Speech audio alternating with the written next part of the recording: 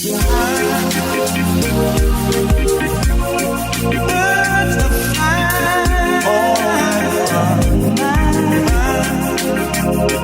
out. Yeah. Hey, podcast listening people, how the heck are you today? Really appreciate you listening in. Hopefully by now, you know the drill. Please, leave us a review. Give us a shout on social media too, but especially the review really helps us with our rankings, and we love the feedback wherever you're listening to this.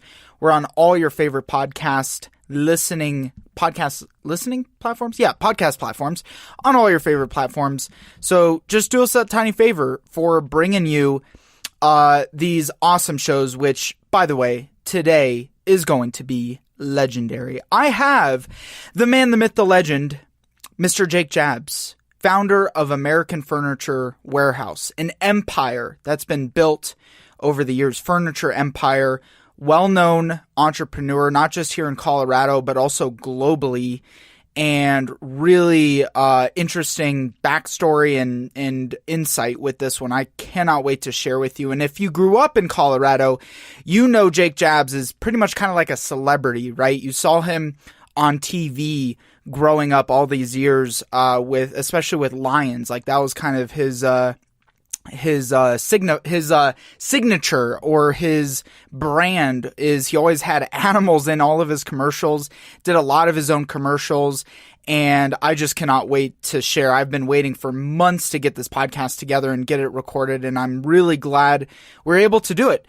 Going back, now I would definitely, we scheduled this after we had gotten our new studio in place, so I would absolutely go back and do this podcast in person. It's a little challenging. I don't think that Jake could see me very well, so couldn't really see my facial expressions and all that good stuff on camera while we were doing this remote through Zoom. But regardless, lots of really good information. Maybe I'll see if we can get him to come down to the studio and do a follow-up podcast here in the next couple months. So make sure you're subscribed for all that good stuff. Now, real quick, before we dive in, if you're interested in partnering up with us, collaborating in one way or another, maybe you have a guest recommendation for us, or you just want to share some information, share what your thoughts about the podcast, share some insights or some improvement ideas for us, send us an email over to milehighmentors@gmail.com.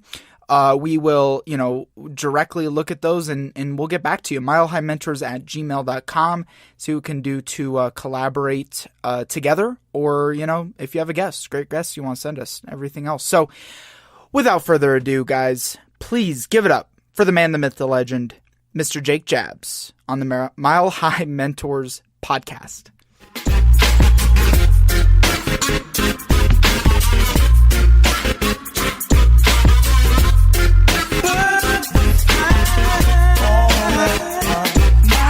This is the Mile High Mentors podcast. We've been doing this for 2 years. We interview all the top influencers, entrepreneurs, CEOs, founders here. It's all Colorado community driven. And I had a lot of demand to get you on this. So I'm very excited for this. How many interviews do you think you've done over the years, Jake? I don't know, probably a couple thousand, I imagine. I would guess so. So with all the interviews, and we can just dive into this, with all the interviews you've done over the years, what do you think that people aren't asking you about or questioning you about that at this phase in your career, whether it's marketing, business, relationships? What are some of the things that you're really passionate about bestowing upon other business owners, entrepreneurs? Well, this is a land of opportunity. I don't know if you know my background. My parents came from Europe. My parents actually escaped communism.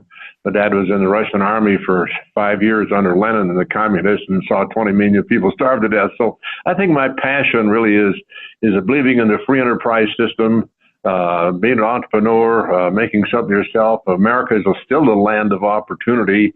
Freedom of speech, freedom of religion, which not every country has anymore. So I'm just like to preach the American dream, the American dream of coming to America. My parents came to America because they thought it was a land of opportunity, and it is a land of opportunity. And so I think that's the message I like to give is freedom and we don't want to become a socialist country because socialism doesn't work. I mean, proof of it is Venezuela and Cuba and on, North Korea and so forth. So I think right now, if I could give that message out that this is a land of opportunity, freedom. We have freedom here in America, freedom that a lot of people just don't have freedom today. Yeah, you came from that environment, and why do you think that's so popular now amongst? I'm a young millennial, right? But I share very similar value and patriotism to you, and so why do you think that's so popular amongst young, even business owners, even entrepreneurs, which is really surprising because it's usually the entrepreneurs that are more on the other side of the spectrum. So why do you feel that is nowadays? Well, I think young people can see that this is a land of opportunity. It's an information age today. So everybody has information, just like the Sri Lanka bombing that just happened. It's just horrible, Right. And so there again, it's terrorists and people that don't really understand the freedom and the freedom of speech and freedom of religion and the freedom to take risks and everything. And I think younger people get that. I think millennials really, that's been my experience with millennials. They really seem to be entrepreneurial, want to be successful, want to have part of that American dream. Yeah, I appreciate that. By the way, I've totally forgot to ask you this. I put the call out to everyone on social media when I mentioned I was going to bring you onto the podcast today. And some people were telling me what questions I should ask. I thought this was the best, so I was going to open with this, but I'll just do it now. Here's a question that somebody had for you is, have you ever fed one of your enemies to the tigers? Have I ever fed or fed? Fed. Yeah, never fed the tigers? No. There we go. Well, number one, they've never been my tigers. We just got them from different places, people that own them. For example, up at North, where is it? Pat Craig has his wild animal sanctuary. Oh, yeah. Huh? The wildlife sanctuary. Yeah, wildlife sanctuary, yeah. We use some of his animals. So we've just got animals from different people that owned them. And most of the people that own them, they were semi-pets. And I know how to get along with them. I was born and raised on the farm in a small town, and we had every type of animal you can think of on the farm. I broke horses, rode rodeos, and so I know animals and how to handle them. And so I never have owned them. We just got them from different people. They made their money by they come in and have your picture taken with them, and they charge for the picture, and that's where they made their money. So that's right now we're not using the animals right now. Do you get a lot of current protest on that, or with the animals, or you kind of got some pushback on that at some point? Oh, very little, almost none, yeah. Because we were really nice. We were good to the animals. They were in really good shape. What I always did when I used it, I made sure they brought them in the day before, and so that I made sure that they were well fed, good shape, and well taken care of. And if they weren't, I never used them. So I always made sure that they were perfect condition and healthy and all that stuff. So, we had zero problem with them. Yeah. And it's a good thing you never had to threaten an enemy with the tiger. That would have been really cool, though. Oh, I've never had an enemy. Yeah, I believe that. You have a lot of genuine empathy that I've watched other interviews you've done, and a lot of the giving back that you do, and I definitely believe that. And one thing I was really interested in asking you about, Jake, is you invest very heavily, and this is a big topic nowadays, especially here in Colorado too, with the big boom in entrepreneurship, is you invest heavily into universities. And so do you feel, and give back and do a lot of charity with universities, do you feel that what you've learned over all these years in entrepreneurship can be learned in a school setting? Yes, yeah. I think where my support for education comes from, there's two things that come from. Is my dad only went to second grade, and my mother only went to the seventh grade, and he always felt left out. I could feel that he felt out, that he didn't have enough education, and he insisted we go to college. There's 9 kids in my family. We all went to college, all of us. Most of us graduated from college. So he wanted to get an education because it makes you, it gives you confidence, confidence to take risks. I always felt if I wasn't successful what I did, what I graduated into was education. I'm supposed to be a school teacher is what I'm supposed to be. And I'm kind of out of my field, but I always felt that if I wasn't successful, I could go back to teach school. In fact, that's one thing I like to teach. I enjoy teaching. I do quite a bit of that teaching at school. The other side of the thing is, I think the problem in the Middle East, in my opinion, is a literacy problem. I think if a lot of those countries had more education and everything, a lot of those problems would go away. Instead of, the wars go on and over there it seems like everybody's fighting everybody. I think it's a literacy problem. If they were educated, I think a lot of those problems would go away. So I believe in supporting education. You feel the education, this is so relevant because we were just talking about the bombing in Sri Lanka. And so you feel like education bestows empathy. If you have education, you're going to be able to really, understand why not to be violent towards other people. Right. Yeah. It makes, for lack of a better term, it makes you more worldly. You understand, more world, what's going on around the world, some of the problems in the world, and it gives you more understanding of other people, other cultures, other types of government, and that's what education does. And it makes you want to get along, I think, better on a worldly basis. What about outside university education? Do you feel like that's more feasible today to become a successful entrepreneur rather than having to go through the school system? Or you would really encourage almost anybody at some point in their life to go through the education system as it is today? Yeah, I encourage education because it gives you a broader perspective of everything. But you don't have to do that. I mean, there's entrepreneurs that are successful just starting a business and making the success of their business. You don't have to get an education. But I've done a lot of things. I started out with a guitar studio, had a music store, had a distributing company, ran sales for a living.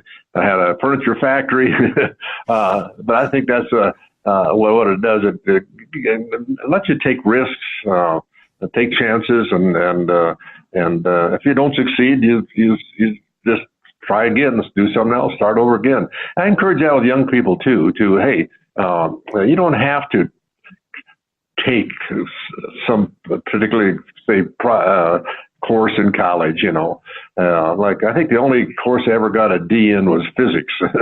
And the reason I didn't like physics. So take things that you enjoy and actually it's okay to change jobs. It's okay to change curriculum in college. I changed curriculum 4 times going to college. Really? And I think that's okay. I think you have to have a passion for what you do. And you have a passion for what you do, you'll be successful because you'll spend the time and effort. I'm still working, I don't know, 50, 60, 70, 70, 80, 90, I don't know, just kidding. I'm still working probably at least 50 or 60 hours a week because I enjoy it. Right. Well, that's interesting. As you retired for the first time at around 30, right?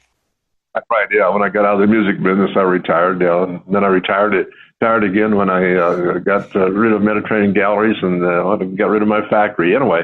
So I retired a couple of times. I think retiring is boring. I've talked to a lot of people that retire that go out and get new jobs, start over again, start a new business. I was talking to somebody the other day, he's 75 years old. He said, I just started a new business because I went to one of your speeches and I went and decided I'm going to go at 75 years old. I'm going to start a new business because he was bored and now he's accomplishing something. I think you have to have a purpose and a goal. And if you don't have a purpose in life, it probably gets pretty boring. Isn't that fascinating, though? That's kind of the traditional work your butt off, and then you get to retire. Like that's the end of the line is you get to retire and hang back, but you've been there. And I think a lot of people kind of lose that energy once they do retire. And is that something that you found? And when you are pursuing what you're pursuing now, you find you have more energy than back when you were retiring or in retirement? That's right. Yeah. Yeah, exactly. To tell you where it comes from my background too. My parents came from Europe, and I saw my grandparents retire at 60 years. The European culture was to retire at 60 years old. And so I saw my grandparents retire at 60 years old, and I saw and he passed away at 64. Do you see me? Sorry, I brought the IT guy in. You just froze on the screen. Oh, I think I dropped there for 1 second. Let me see what's going on. Here's the fun and the downside of doing this through technology. Let me try to mix something up here real quick. Bear with me. Do you see me now? Hear me now? Yeah, you're fine now. Okay, cool. Yeah. Sorry, Jake, go ahead. So I saw my grandparents retire at 60 years old, and he died at 64 years old. My dad retired at 60 years old. He moved off the farm. And I remember us kids saying, "Dad, what are you doing?" He's 60 years old, kind of the prime of his life. And he's moving off the farm and moving into town, got real bored, started drinking wine. We saw him get out of shape. And we could see his health going downhill. And us kids got on him and said, "Dad, go back to the farm or do something." So he did. He started building houses. He actually got a job with the government as an appraiser and got his house back and lived to be 78 years old. But if you don't have a purpose and goal in life, I think you just lose interest in life. So what is it that you do now differently in, I guess, continuing to recommit to your passions that you maybe did differently in your younger years? Yeah. For example, we're opening 3 stores in Houston. Now, people say, "Jake," I get asked, "At your age, what are you doing opening 3 stores in Houston?" Well, what we did, we find there's a need. There's a need there in Houston for a good furniture store. And everybody in the industry that we talk to say, "Jake, you're going to be so successful down there because you're fulfilling a need." And of course, that's the secret to free enterprise: find a need, fulfill that need. And that's what we're doing. And that really came from, we opened 2 stores in Arizona here in 2013, 2014, unbelievably successful, most successful thing I've ever did. And what I'm finding at my age, I'm doing more good things than I ever did. And in my 80s, I'm doing more things, just like this interview, for example. But I'm doing more, like I judged the business plan competition at CSU last Friday night.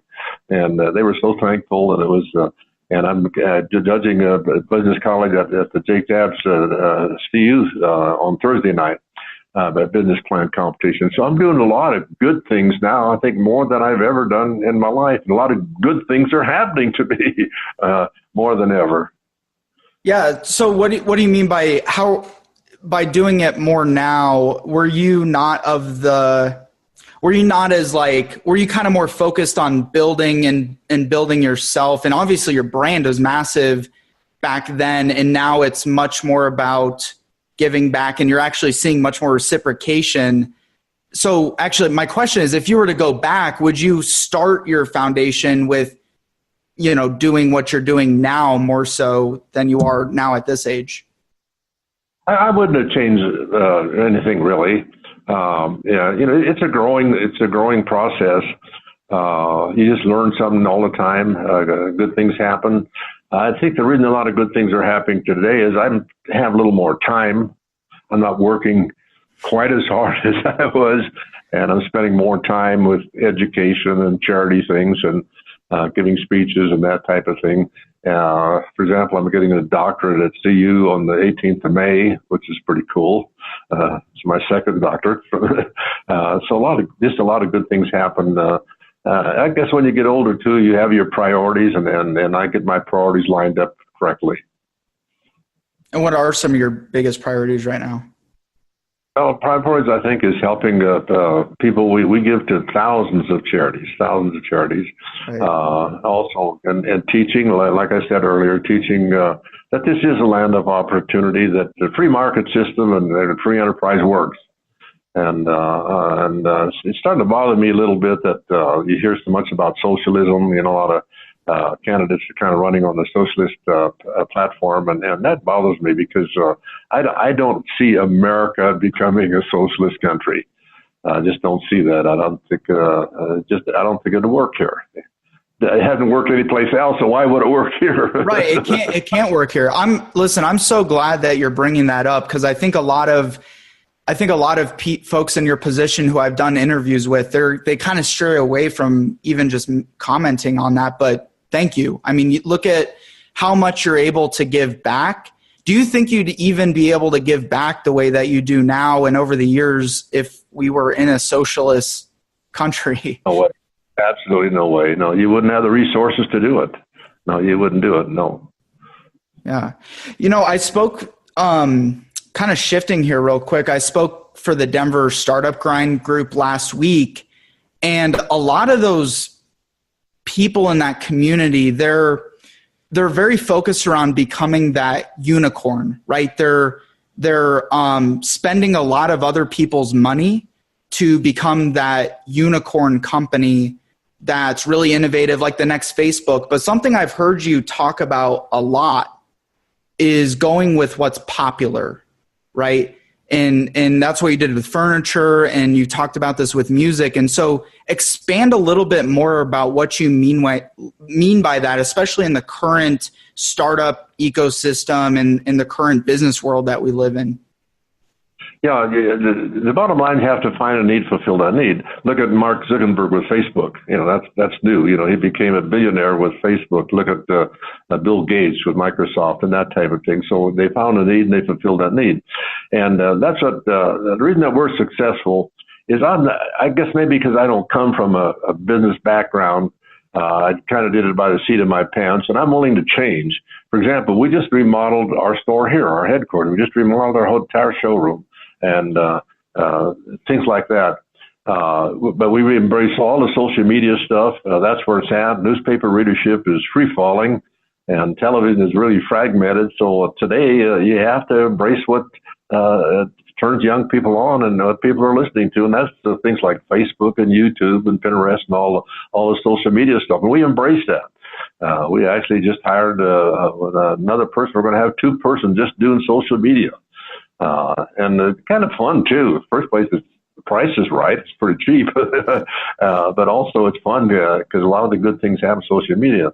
My administrative assistant, I've given her kind of a chore of finding things to do in social media, and a lot of the good things that I do become viral on social media, and that's just good stuff. Do you have like a personal LinkedIn, or do you run everything more through the AFW social media pages? Because I haven't seen your Facebook page, I haven't seen your LinkedIn page or your personal Instagram page. And the reason I did is if you're a celebrity, to be honest with you, get a lot of stuff that you probably don't want to get. Well, listen, you told me you don't have any enemies, so you shouldn't have anything to worry about. That's right. So no, I do it through the company really, and through my secretary and my daughter and my girlfriend and people like that. And I do that purposely because it kind of frees me up to do the things that I want to do. Back in the day, TV was the biggest way that you built was that the number one channel that you used to build AFW? Right. Yes, that's correct. Today, TV is so fragmented today. My new Comcast system, I've got over 1,000 channels on my new Comcast system I have in my house. And how do you advertise on 1,000 channels? You can't. So it's really fragmented. So I think you have to. The nice thing about it, you can start a business. Say an entrepreneur want to start a millennial, want to start a business. You can start it out on social media. That's pretty cool. You don't have to pay $5,000 for a TV ad or $5,000 for a paper ad. You can do it on social media, and that's free. So I think there's almost more opportunity now than there's ever been.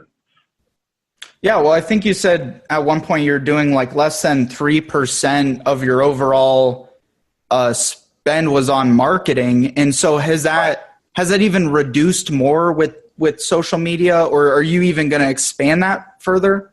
It's reduced. Actually, we're spending like 2.5% now on promotion and advertising. Where I can remember the day when it used to be 6%. I think national average in furniture is closer to 8%, and we're doing it for 2.5% because social media is cheap. Right. Yeah, that's awesome. That's incredible. And speak, because you had to invest probably a sizable amount of money just for TV if that was the way you're going. I mean, you bought your business with a lot of cash in the beginning, and then your commercials. You invested heavily into marketing in the very beginning, and then once word of mouth spread, you were able to scale that back quite a bit. You need that word of mouth. Yeah.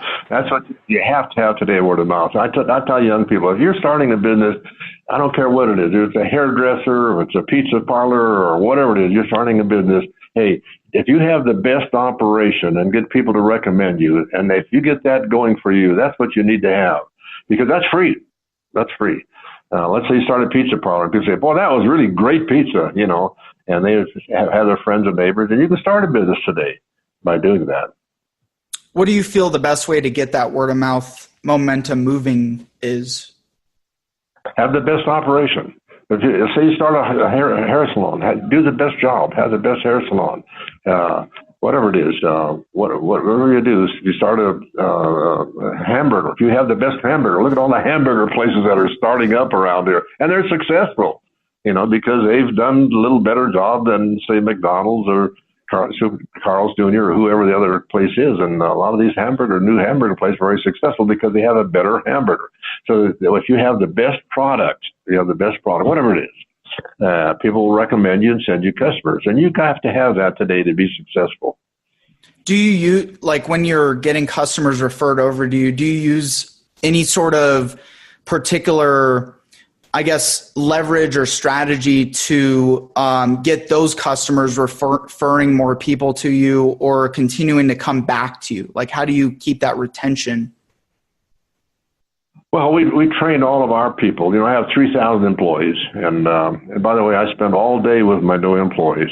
I spend all day with them, and I do that once a month here and once a month in Arizona. Wow! And at the end of the day, we try to preach a culture of American Furniture Warehouse, and then I encourage all 3,000 of my employees to become advocates for us. We wear shirts. They go outside and have an American Furniture T-shirt on, and so it starts with the employees. Then, of course, they tell their friends and neighbors and family and all that type of thing. So, we use a lot of interaction, with people. A lot of things we do, like say the parade of lights, and we have a tiger Float. Balloon. And we have we also have a tiger costume. Yep. So he goes out and with his tiger costume and goes to the stores and goes to a lot of other functions, and people interact with him, and so we try to do some fun things like that too, to get people talking about you and recommending you. How great would it be if we put you in the tiger costume and went around surprising people? We thought about that. What was that, Jessica? That was suggested this weekend. Okay, good. Listen, I think you guys would go viral in a heartbeat. That would be the thing. That would be the viral social media video. Yeah, we're doing some of that, but I'm not in the costume. So. Yeah. Do you still create a lot of the content for social media now, you yourself, or do they more, now that the brand's built to where it is, they use a lot of other just the authority of the brand itself? A lot of other people. Yeah, a lot of other people, starting with Jessica, my administrative assistant. And then we have specialty people that do that. And we have other, my daughter is good at that too. I've turned a lot of stuff over to my daughter. She's doing all the advertising and promotion and the backroom. She's the head of all the social media. Younger people are better at that than I am because they grew up with it and they're better on their iPhone and iPads. And so my daughter's real good at that too. So basically we have other people doing it really. What do you think your generation's better at from a business perspective than the young millennials who are tech savvy, but maybe lacking other areas in being business professionals? Well, I think fiscal responsibility, I think that's the thing that I still bring to the table too, is I can see things that where we can save money doing things like we just remodeled our store here, for example, and it's a home run, and it's something that I saw by going to other stores and the success of our Arizona stores. So I think it's fiscal responsibility too, making sure that you don't spend more money and you take in, live below your means. So, and as a company, you have to be fiscal responsibility. We pay cash for everything. We have no debt. We have money in the bank. And I just spoke to a huge group of people on that thing. It was a bunch of investment bankers and bankers thinking that there's going to be another recession. And they asked me to speak because I wrote a book about how I survived 7 recessions. Right. And they asked me to be their speaker. And in fact, I'm speaking to I'm going to be the keynote speaker for a free trade seminar coming up here in Denver. World Trade Center. And it's huge. It's going to be 800 people there. And I think that's some of the other things that you can do is with my experience and background, I know how to survive a recession. And the way you survive a recession, just think about it. If you don't have a car payment or house payment and they can't repossess your house, they can't take away your car, and if you have some cash in the bank, and then you can look for opportunities. There's opportunities in recession too, opportunities in real estate, buying that. I actually bought started American furniture during that huge 75 recession.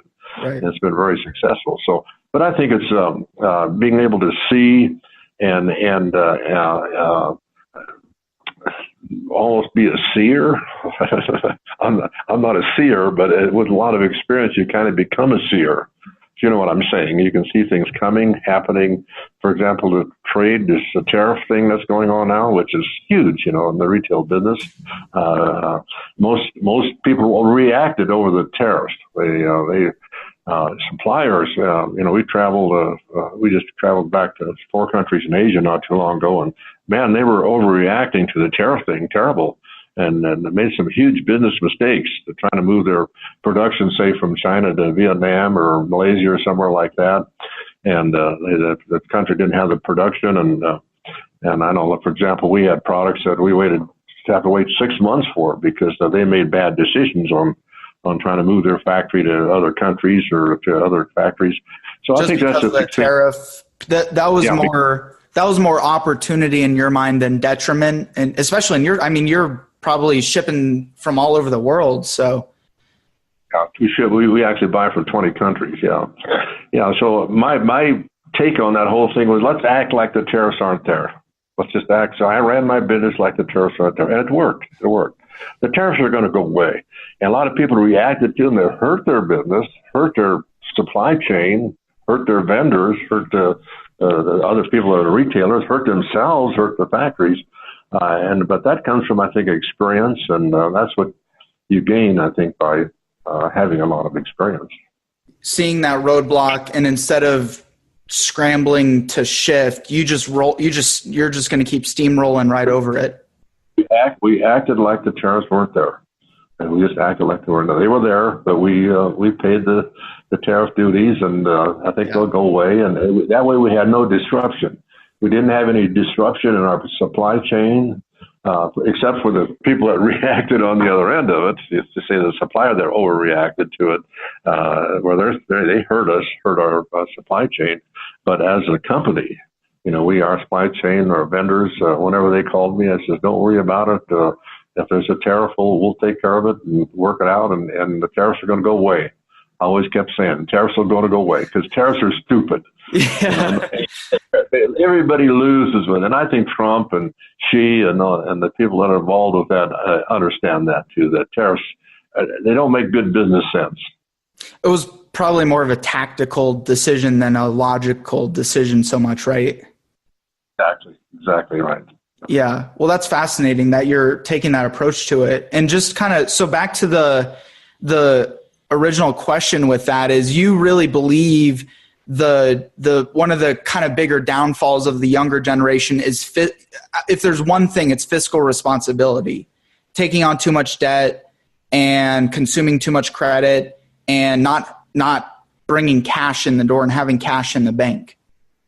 Yeah, right. Yeah, and I think what happens, venture capitalists.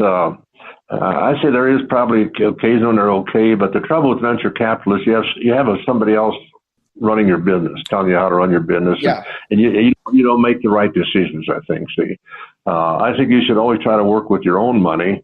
Then you make the right decision because it's your money. It's not somebody else's money. I think a lot of times if you're playing with somebody else's money, the fiscal responsibility goes away, and you do things that don't make good business judgment. So I encourage young people to do it on their own, and use their own money, and don't take a lot of risk, don't take a lot of debt.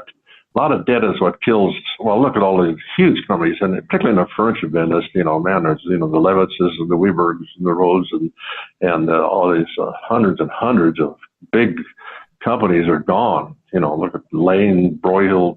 Recently, Lane, Broyhill, Thomas, all those companies are all gone, and that's because they sold out to venture capitalists or an investment firm.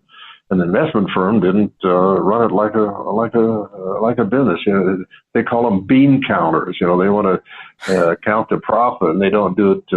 And I think you did things look more long term.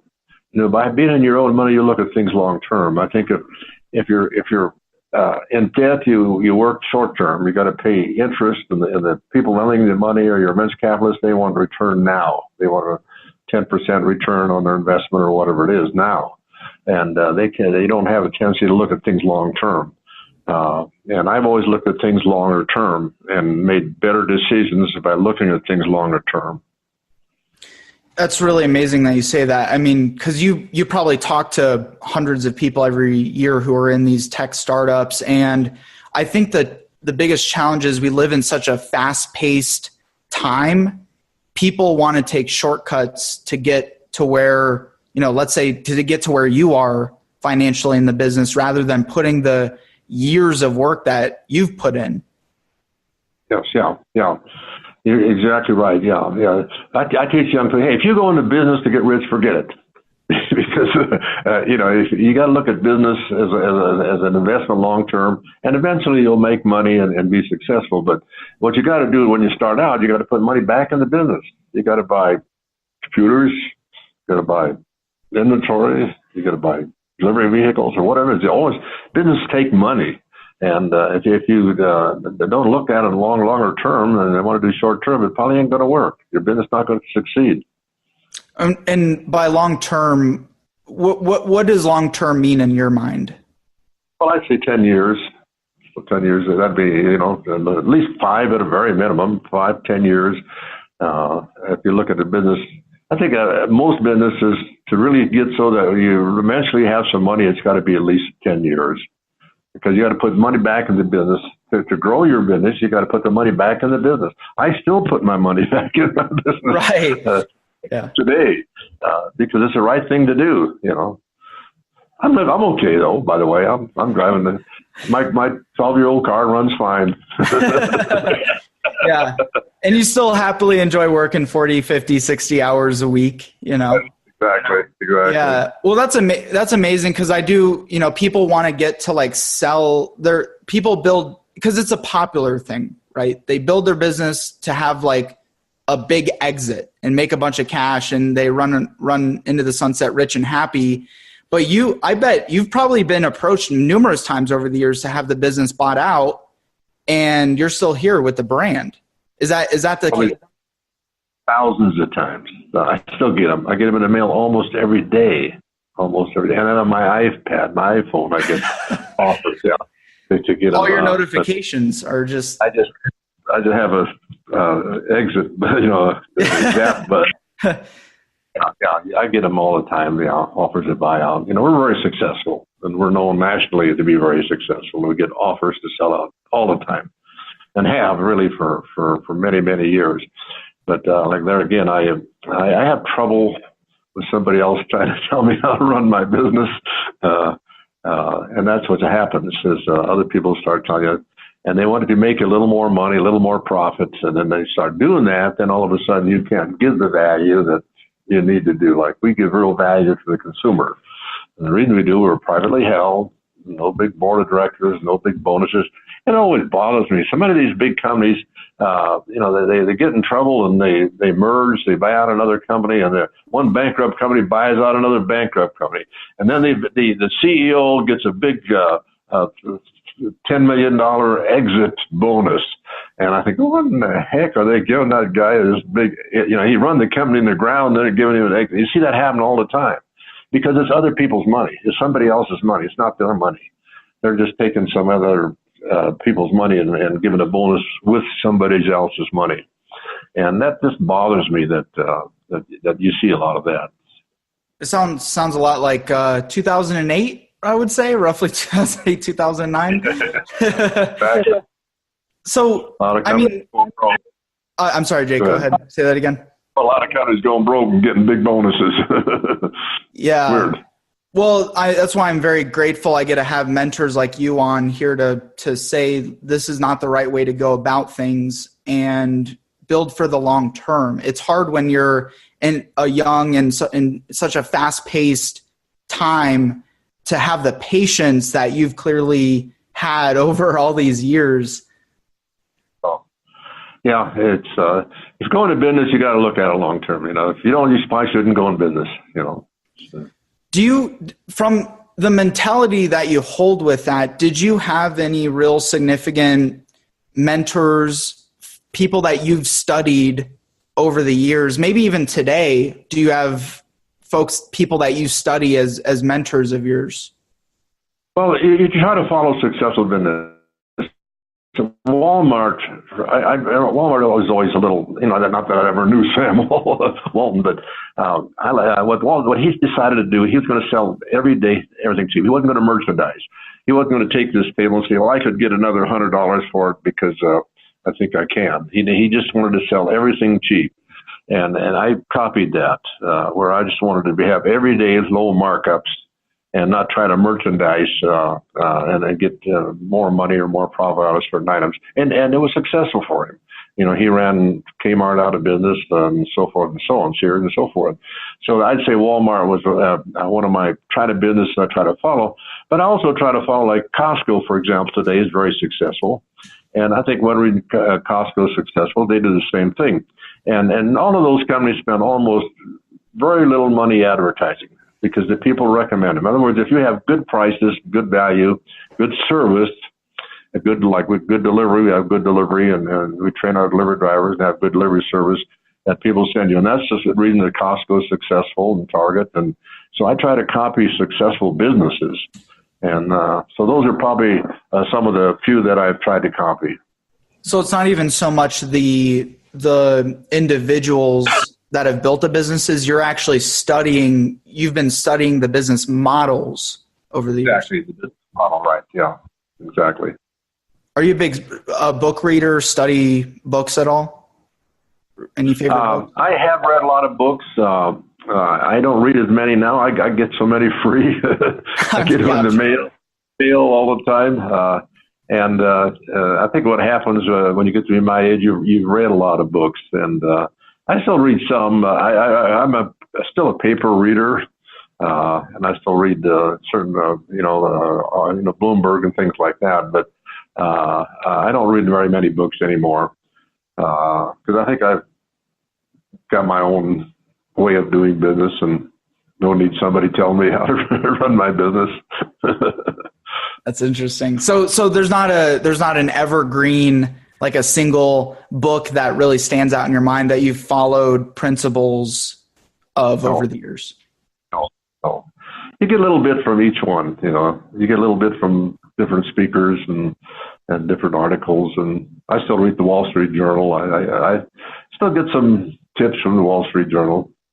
Yeah, that's awesome. Well, Jake, I can't thank you enough for spending the time to do this. Anything else that you got the audience? We're a completely Colorado-based podcast here. What else would you like to share or talk about while we have the time here?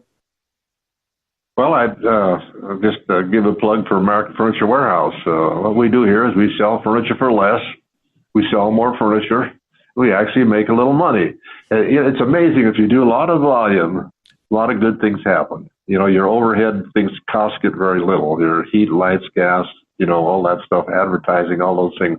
So if you do, so we do a lot of volume, and if you do, and I think that's something that people should think about when they go into business.